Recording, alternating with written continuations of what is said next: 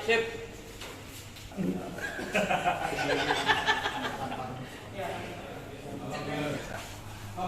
Nagberak gue.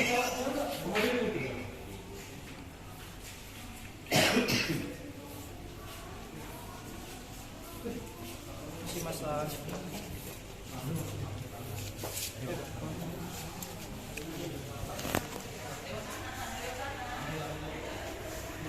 Apa ya?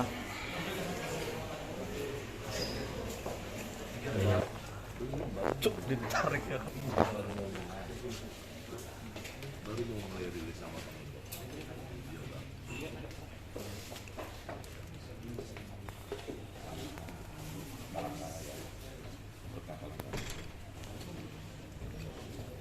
Bohong BPN itu. Nanti itu Pemprov dengan wali kota itu izin gubernur dengan izin wali kota dibuka. Polda Kalteng khususnya Satgas Mafia Tanah. Yang memang kasus ini sudah sangat-sangat lama. Hampir 20 tahun Pak ya. Para korban pemilik tanah dengan legalitas SHM, di mana mereka memiliki haknya tetapi tidak bisa secara utuh memasuki tanah yang mereka miliki saja tidak bisa. Ya. Laporan ke kami ini banyak. Kami mencoba berkoordinasi dengan BPN, dengan pihak Kejati. Alhamdulillah akhirnya melalui Satgas Mafia Tanah, di mana terdiri dari bukan hanya Polda Kalteng, dari BPN, dari Kejaksaan Tinggi juga. Akhirnya kami melakukan penyelidikan dan sampai saat ini proses penyidikan di mana kami bisa menetapkan tersangka.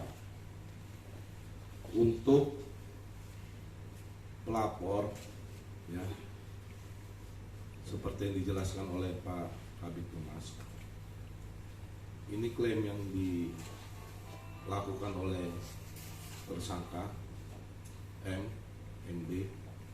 MG ini 230 hektar dari 810 hektar yang berada di Jalan Wibuti.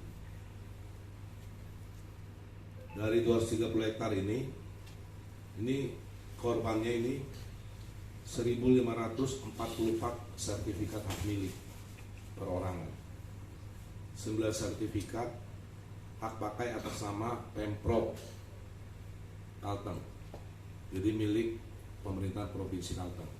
Itu ada juga asetnya di sana, dan 35 peta bidang. Dari hasil pemeriksaan saksi-saksi, ya khususnya saksi korban, kita mengecek legalitas asal mula risalah tanah yang mereka miliki. Jadi kami bukan hanya langsung percaya 100% pihak pelapor, tapi kami melakukan penyelidikan juga. Apakah legal standing mereka sebagai pelapor adalah sah. Jadi kami ngecek ke pihak BPN, kita ngecek ke lapangan juga, kita cek para saksi-saksi yang masih hidup. Ternyata sejarah terungkap. Nanti silakan rekan-rekan media mungkin bisa menanyakan, beliau-beliau ini adalah pensiunan PNS ya, dan mayoritas pemilik sertifikat ini adalah pensiunan PNS, betul Pak ya? Gitu. Dan perolehannya juga mereka bukan serta-merta memperoleh begitu saja, tetapi mereka membeli melalui koperasi, betul Pak ya? Seperti itu rekan-rekan. Makanya aset Pemprov juga ada di sana, seperti itu. Nanti untuk lebih jelasnya nanti silakan rekan-rekan tanya, beliau-beliau ini adalah saksi sejarah dan pelaku sejarah juga, seperti itu. Untuk proses penyidikannya, ya kita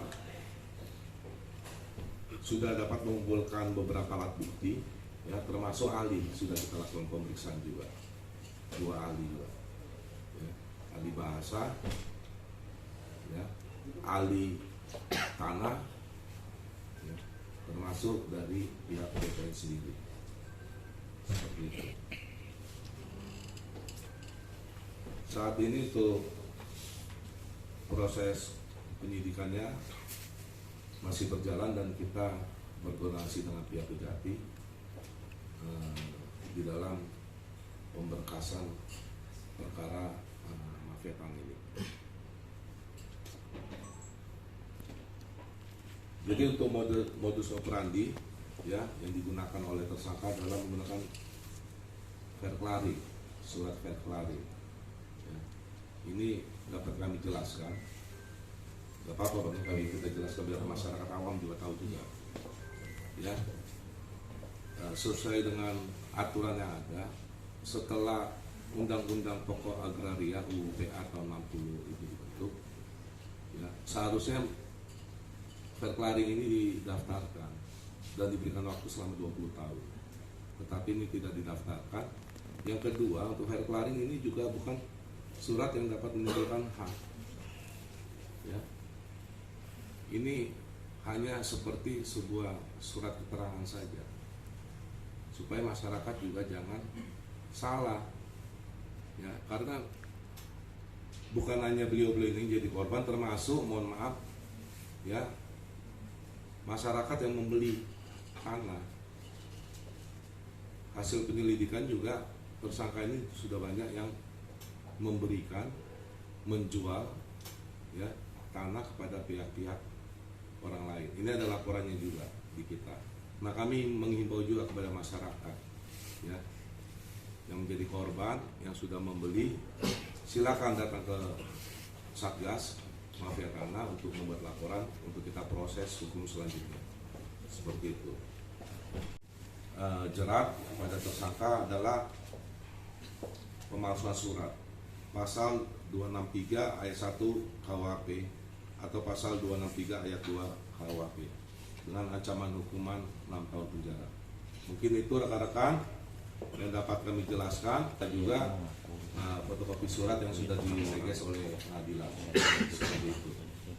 Mohon izin Pak Kabid Humas yang mengetahui persis sejarah dari tanah yang di Jalan Diukuti.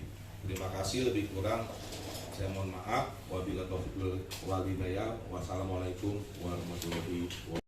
Yang pertama, menjual itu ada laporan di kita. Itu Pak Suryosako berapa belinya? 3 kapling seharga. Ada yang 20, bervariasi nih rekan-rekan. Ada yang 20 juta, terus ada yang 40 juta. Karena ini letaknya kan di kota ini, di kota Palangkaraya. Nah, ini. Terus yang kedua, selain dijual, ada juga beberapa pihak dijanjikan dan ada juga yang dikasih oleh tersangka untuk mendukung, ya, apa yang tersangka lakukan ini, supaya seakan-akan bahwa apa yang mereka lakukan adalah legal. Seperti itu, ya rekan-rekan, ya. Mungkin ada lagi. Ya. Pak, ini kan terkait mafia tanah. Artinya kalau mafia tanah itu terorganisir dan terstruktur. Nah, apakah yang bersangkutan ini ada pihak-pihak lain yang mendukung dia? Terus yang kedua, selama ini kan ada ribuan hektar tuh yang dijual. Berapa keuntungan yang akhirnya bisa ya, dia peroleh?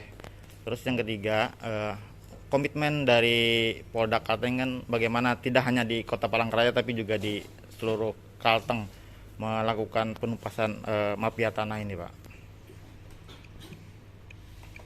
Cek. Ya, terima kasih rekan atas pertanyaannya.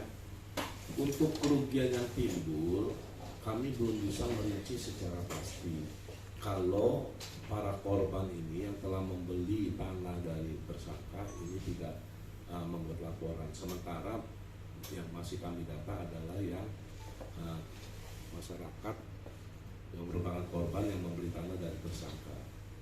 makanya harapan kita, karena kalau kita lakukan pemeriksaan dari pihak tersangka, mohon maaf tersangka ini tidak kooperatif, ya.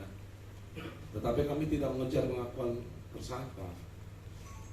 Metode investigasi kami melalui SCI, seperti itu, ya rekan-rekan ya. Jadi kami tidak mengejar pengakuan tersangka, karena jujur untuk pengakuan tersangka ini tidak kooperatif. Tersangka tidak kooperatif dan banyak bohong, mohon maaf. Seperti itu. Nah, untuk di Kalteng sendiri bagaimana Pak? Penumpasan mafia juga Pak, tidak hanya di Kota Palangkaraya. Ini makanya tadi dibilang sama KBPN Palangkaraya, karena ini tim termasuk dari BPN, dari Kejaksaan dan kami. Ini masih langkah awal, mohon maaf. Ya, nanti kami tuntaskan, mudah-mudahan kami mohon restu dari masyarakat, mudah-mudahan bisa kami tuntaskan. Niat kami tulus, nggak ada niat apa-apa. Kita membela masyarakat ya yang benar, apalagi korban yang sudah ya mohon maaf teraniaya lah puluhan tahun, hampir 20 tahun ini, sama sekali tidak ada penyelesaian, seperti itu. Sementara mereka membeli, bukannya gratis itu. Mereka ini mohon maaf potong gaji Pak, potong gaji gitu loh, seperti itu ya Pak. Tadi disebutkan kan pemalsuannya Pak Laring. Nah, pemalsuan seperti apa bisa dijelaskan Pak? Nanti itu masuk materi penyidikan ya. Mohon maaf rekan-rekan, tetapi alat bukti yang sudah kami kumpulkan ini cukup. Makanya tadi saya sebutkan termasuk dari saksi ahli bahasa, seperti itu, dan ahli tanah, termasuk saksi-saksi sejarah, termasuk dari pemerintah juga kita minta keterangan, Pemprov Kalimantan Tengah dengan Pemko Palangkaraya. Berarti sudah ada beberapa saksi yang diminta Untuk keterangan. saksi yang kita minta keterangan sebanyak 90 orang. 90 orang. Siap. Oke, cukup ya. Cukup. Bapak Direktur Kriminal Umum Polda Kalimantan Tengah. Ini adalah laporan polisi nomor LPB 183 8 Romawi tahun 2022. Tanggal 12 Agustus tahun 2022. Perihal dugaan tindak pidana pemalsuan surat sebagaimana dimaksud dalam pasal 263 ayat 1 KUH pidana dan atau pasal 263 ayat 2 KUH pidana. Pelapor adalah Damer Liwan. Ya. Jadi beliau ini mempunyai legalitas sertifikat hak milik. Kemudian korban ini dari data overlay bidang tanah yang terdaftar di kantor BPN seluas 230 hektar. Jadi sangat luas sekali.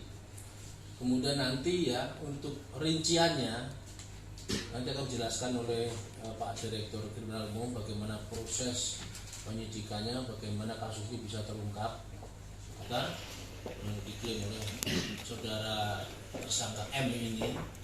Mudah-mudahan ini akan memberikan atau membuka benang kusut yang selama ini terjadi mafia tanah ya, yang ada di Kota Palangkaraya. Jadi kita ucapkan sukses dan selamat kepada Satgas Mafia Tanah untuk Direktur Kriminal Umum Polda Kalimantan Tengah. Cek. Terima kasih yang kami hormati Bapak Kabid Humas Kepolisian Republik Indonesia, karena ini mungkin masalah sudah cukup lama sekali, di mana melibatkan ribuan orang yang kalau kita lihat skalanya mungkin bisa menjadi skala konflik Pak Kabid Humas, Pak Direskrim, karena begitu. Dan ini ada beberapa yang kami sampaikan, tentu saja terkait dengan pengungkapan ini baru awal ya, baru awal. Nanti pada saatnya apabila ini proses berakhir dan putusan dari pengadilan menyatakan bahwa betul-betul yang bersangkutan ini terbukti seperti itu, tentu saja ini baru langkah awal terkait dengan pengembalian hak keperdataan kepada ribuan masyarakat yang mempunyai sertifikat di sini. Oleh karena itu kami mohon sekali lagi terkait dengan pemilik sertifikat, kami mengharapkan mohon dibentuk seperti kayak paguyuban seperti itu Pak, paguyuban, sehingga nanti memudahkan koordinasi baik itu di Polri maupun di kami di BPN, dalam arti tanahnya nomor hak milik ini, tanahnya Pak A, letaknya di mana. Kenapa ini kami sampaikan seperti itu? Karena saya meyakini bahwa sebagian besar pemilik sertifikat tidak tahu tanahnya di mana. Seperti itu ya, tidak tahu tanahnya di mana. Kenapa tidak tahu? Karena selama ini mungkin akses menuju ke situ tidak bisa. Satu, tidak bisa, kemudian ada di beberapa tempat itu memang yang tadinya dahulu merupakan jalan, merupakan apa, sekarang ini posisinya sudah berubah seperti itu. Jadi sangat layak apabila pemilik tanah yang yang sesuai sertifikat ini tentu saja butuh bantuan dari kami ya, dari BPN untuk bisa menetapkan tanahnya di mana. Kami sampaikan bahwa peta terkait dengan tanah-tanah warga yang ada di situ itu kami ada komplit ya, jadi koordinatnya ada. Jadi menurut pendapat saya tidak butuh waktu lama, terkait dengan nanti mengembalikan hak keperdataan dari warga. Mungkin itu yang kami sampaikan.